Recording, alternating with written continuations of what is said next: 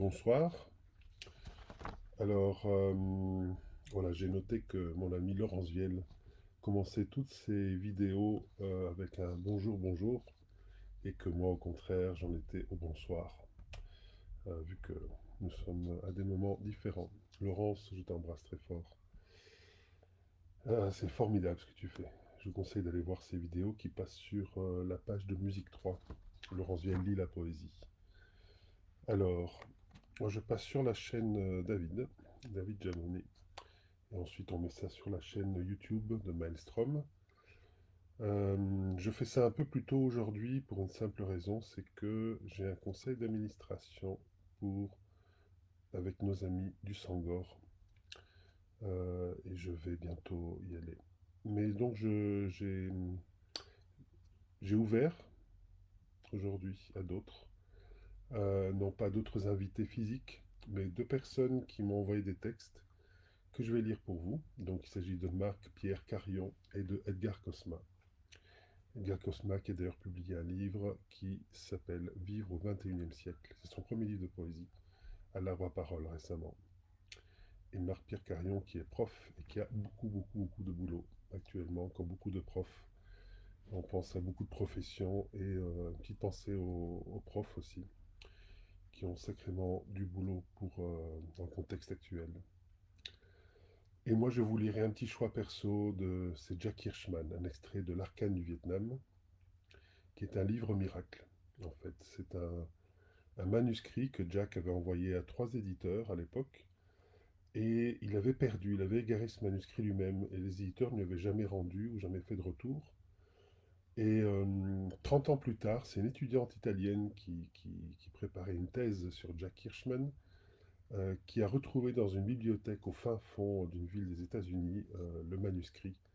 Donc en 2015, il sortait aux États-Unis, et en 2016, il sortait chez nous, chez Maelstrom, en bilingue, français et anglais. Le premier poème donc de Marc-Pierre Carion.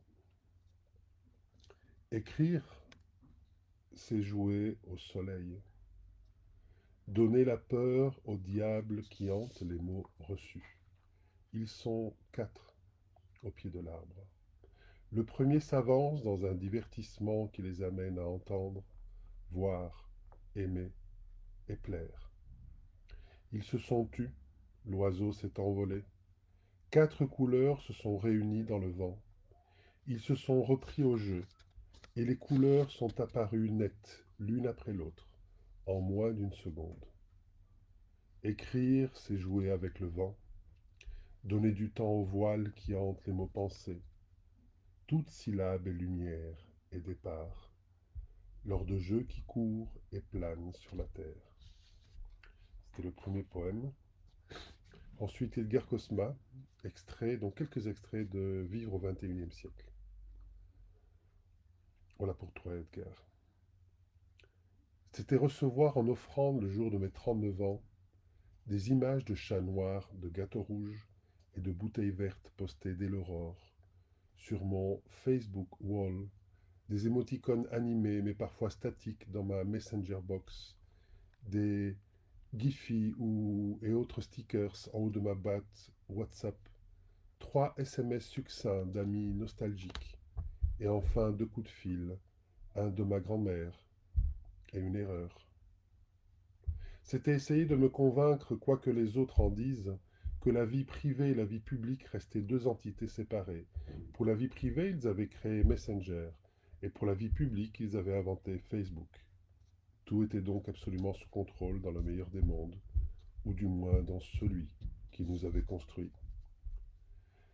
C'était me réveiller de bonne heure au lendemain de mon anniversaire et dire merci à toutes mes amies sur mon propre Facebook wall, avec quelques mots copiés-collés depuis mon poste de l'an dernier.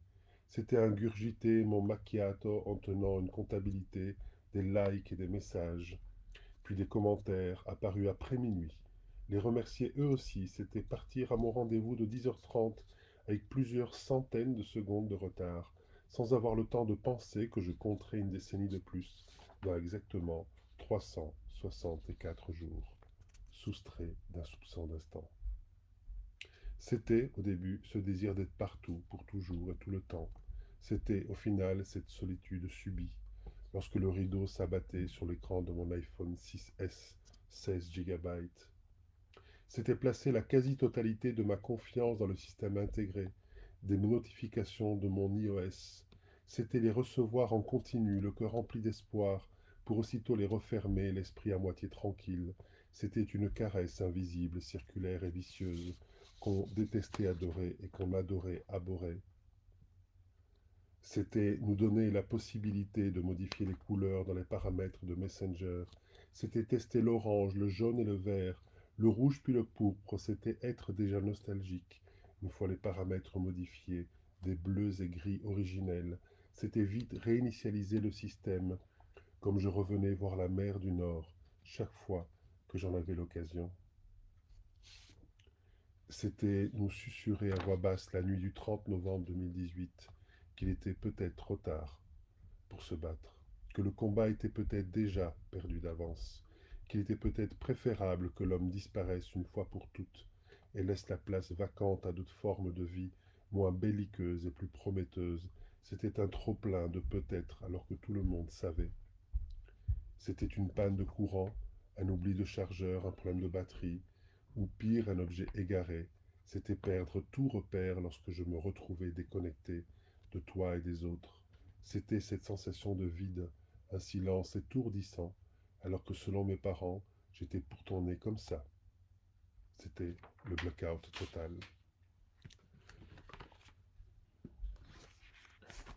Alors nous passons maintenant à Jack Hirschman, qui est ce beau monsieur né donc qui a eu 82 ans en 2015, en décembre 2015, donc voilà, qui en a 87, qui n'a jamais été vraiment un auteur de la Beat Generation, mais qui les a tous fréquentés, qui était publié chez son ami Ferlinghetti de City Lights, qui habite San Francisco, qui était notre invité en 2016 du festival, qui nous avait fait cette très belle dédicace d'ailleurs, hein, sur ce livre. Voilà. Et, euh, et donc je vous dis, ce livre miracle, retrouvé, ce manuscrit retrouvé, euh, avec un vrai tour de force de la part de Gilles Vachon au niveau traduction, est un véritable exploit au niveau du langage, parce que Jack a retravaillé le langage américain, enfin anglais des États-Unis, pour y instiller le vietnamien. Ça nous parle de vaudou aussi. Il a approché les personnes qui pratiquent les trans-vaudou dans les communautés vietnamiennes à San Francisco. Ça nous parle de Kabbale. Donc Jack est comme il aime bien s'affirmer lui-même, un poète communiste, The Red Poet. Il y a un film qui a été fait sur lui, hein, qui s'appelle ainsi, Le Red Poet. Je rajouterai en lien d'ailleurs. The Red Poet est donc communiste et kabbaliste. Prologue. We were married 70 years ago today.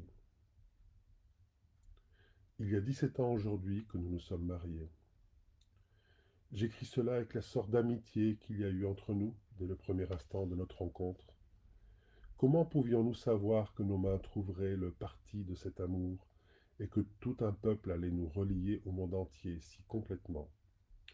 Même alors, bien que nous n'ayons rien su, l'espace nous préparait un arbre immense.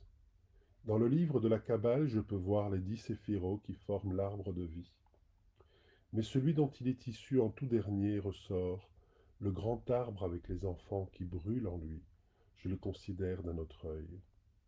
Que faut-il faire pour douer un prince?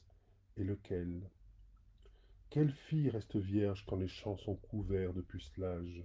Je ramasse dans un poème un tout petit enfant mort et le porte jusqu'au plus proche village, hors de l'itinéraire des bombardiers. Il vit dans les bras de mes vers qui sont libres.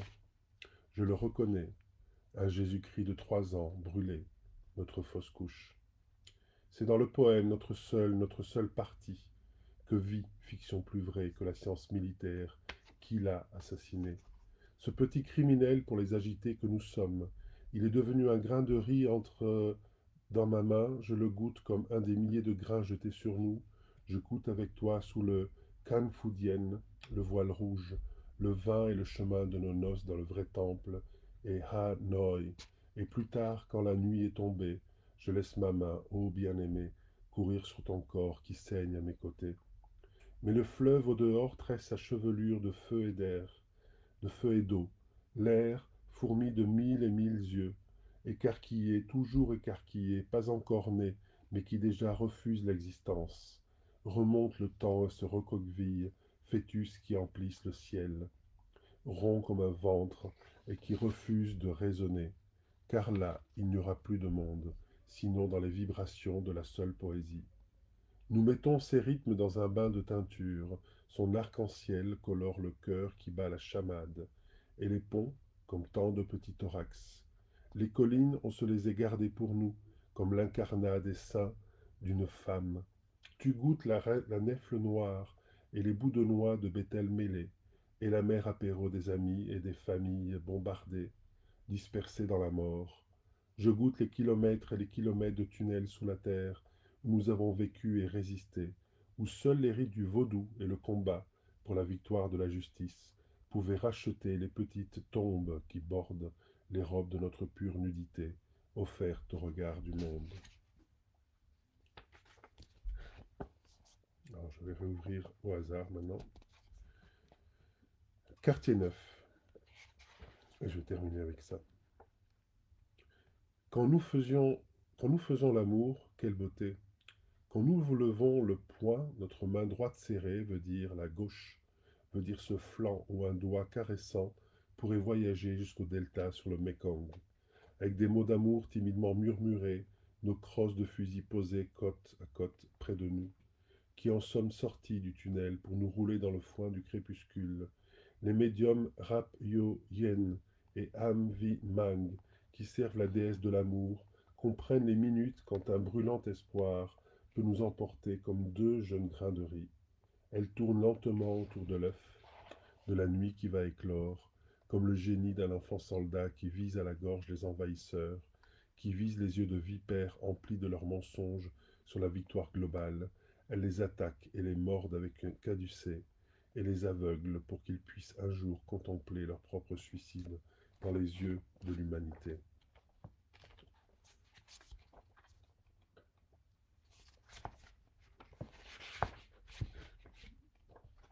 J'espère que vous allez bien. C'est un livre qui est dur, hein, donc c'est pas un petit livre. Enfin, c'est pas un livre léger, ça c'est clair. Euh, je termine peut-être avec ça, réellement. Chemin de la soie. Rouge à lèvres sur la tasse, je bois une gorgée et je passe toute une chaîne de baisers sur ce jade vénérable. Jeune maillon vers le grand instrument aux 24 cordes plaintives, comme nos 24 chants sacrés. Ils ont aidé An Nam Wei à se souvenir que les combats étaient caressés comme nos chairs unies, avant que nous n'allions céder à la médium pour voir si nos fantômes pouvaient faire descendre la paix au lieu des grenades dans les tunnels. C'est par gestes qu'elle parle. Tordez ma chevelure, dessinez une lune sur le tapis où je m'assois, mangez mon talon d'une bouche amoureuse, étendez la longue jambe de ce bambou pour que le mal d'amour laisse place à un désir profond de nous abandonner à la parfaite insouciance de la paix. Et ainsi, aussi gai que si j'étais au cœur du rien, tandis que la respiration de l'espoir transformait les pétales de batte en farine. Moi, comme si j'avais l'esprit dérangé, je me suis incliné, penché à la recherche d'objets de caniveau, tuyaux rouillés, bouts de coquillage, rayons de roues de vélo, douilles de balles, à recycler dans une vision nouvelle, pour faire un chant de louange, un ensemble d'assemblages pour les mannequins des nombreux médiums. Et là où les couleurs à la lueur des maïs se teintent d'ocre et où l'armée des frères et des sœurs sort du couvert où ils se camouflaient, avec phoques au rivage de roc, leur sortie produisant des sens polyphoniques, déconcentrant, découvrant les uns après les autres, dans les chemins de traverse des idées, les jeux de cache-cache des enfants et des femmes qui discutent des cargaisons. sur les docks de ce petit village de Hangway. Et notre course est écriture, et nos paroles sont cabrioles.